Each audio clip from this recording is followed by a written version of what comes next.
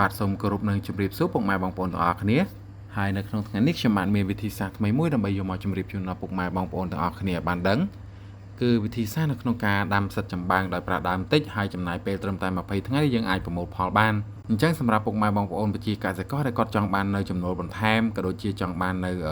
ផ្សិតលក្ខណៈធម្មជាតិនិងលក្ខណៈគ្រួសារដើម្បីយកមកធ្វើជាម្ហូបអាហារអីហ្នឹងពុកម៉ែបងប្អូនអាចតាមដានជាមួយនឹងคลิปវីដេអូមួយនេះបានហើយដើម្បីកុំឲ្យខាតពេលយូរចង់នឹងថាការដាំផ្សិតចម្បាំងដោយប្រើដើមតិចហ្នឹងគេធ្វើរបៀបម៉េចទៅតាមដានជាមួយនឹងខ្ញុំបាទទាំងអស់គ្នាដូចតទៅបាទអញ្ចឹងដើម្បីអាចដាំនៅផ្សិតចម្បាំងបានគឺពុកម៉ែបងប្អូនត្រូវមានសម្ភារៈមួយចំនួនជាមុនសិនដែលសម្ភារៈដែលយើងត្រូវមានហ្នឹងដូចជាចម្បាំងហើយកញ្ច្រែងយកកញ្ច្រែងកុំយកកញ្ច្រែងមូលពុកម៉ែបងប្អូនយើងយកកញ្ច្រែងជ្រុងណា4ជ្រុងឲ្យមកបាទហើយបន្តមកទៀតហ្នឹងពុកម៉ែបងប្អូនត្រូវមានដើមចេកស្ងួតដើមចេកហ្នឹងគឺពុកម៉ែបងប្អូនអាចយកដើមចេកធម្មតារបស់យើងហ្នឹងយកមកធ្វើការហាន់ឬក៏ច្រាំឲ្យវាស្ងួតទៅគឺកាន់តែល្អបាទហើយបន្តមកទៀតហ្នឹងពុកម៉ែបងប្អូនត្រូវមានអង្ករចំពោះអង្ករហ្នឹងគឺពុកម៉ែបងប្អូនត្រូវត្រាំវាឲ្យរីកចឹងណានៅពេលដែលអង្កររបស់យើងរីកហើយគឺយើងអាចយកវាមកប្រើប្រាស់បានហើយបន្តមកទៀតពុកម៉ែបងប្អូនត្រូវមានដីដំបូលឬក៏ដីល្បាប់មាត់បឹងឬក៏មាត់ត្រពាំងមាត់ស្រះរបស់ពុកម៉ែបងប្អូនហ្នឹងក៏បានដែរក៏យើងអាចយកមកធ្វើបានដូចគ្នាបន្តមកទៀតហ្នឹងរបស់ដែលសំខាន់បំផុតហ្នឹងគឺមេផ្សិតបាទមេផ្សិតហើយផេះហើយនឹងខ្សែសម្រាប់ចងបាទហើយដំបូងឡើយហ្នឹងវិធីសាស្ត្រនៅក្នុងការធ្វើរបស់យើងហ្នឹងគឺអត់ពិបាកទេ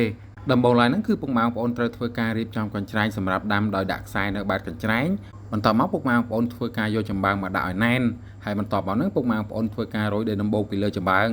រួចហើយពុកម៉ែបងប្អូនធ្វើការដាក់ដើមចេកស្ងួតហើយនឹងផេះបន្តមកយើងស្រោចទឹកវាឲ្យសើមបន្តិចមកបាទបន្តមកទៀតពុកម៉ែបងប្អូនធ្វើការដាក់អង្ករហើយនឹងមេផ្សិតរួចហើយយកចំបើងដាក់គ្របពីលើបន្ថែមទៀត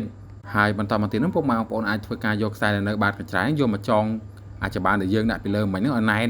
ដោយកុំឲ្យវាធូរក្លេកខ្លាណាពុកម៉ែបងប្អូនអញ្ចឹងបន្ទាប់ពីពុកម៉ែបងប្អូនធ្វើការចងខ្សែវាតឹងហើយហ្នឹងពុកម៉ែបងប្អូនអាចយកចំបើងដែលយើងបានចងមិញហ្នឹងយកវាទៅគ្របទុករយៈពេលប្រហែល3ថ្ងៃក៏ប៉ុន្តែមុននឹងគ្របហ្នឹងពុកម៉ែបងប្អូនធ្វើការស្រោចទឹកវាឲ្យសើមសិនណាបាទបន្ទាប់ពីសើមហើយពុកម៉ែបងប្អូនអាចធ្វើការគ្របវាឲ្យជិតទៅ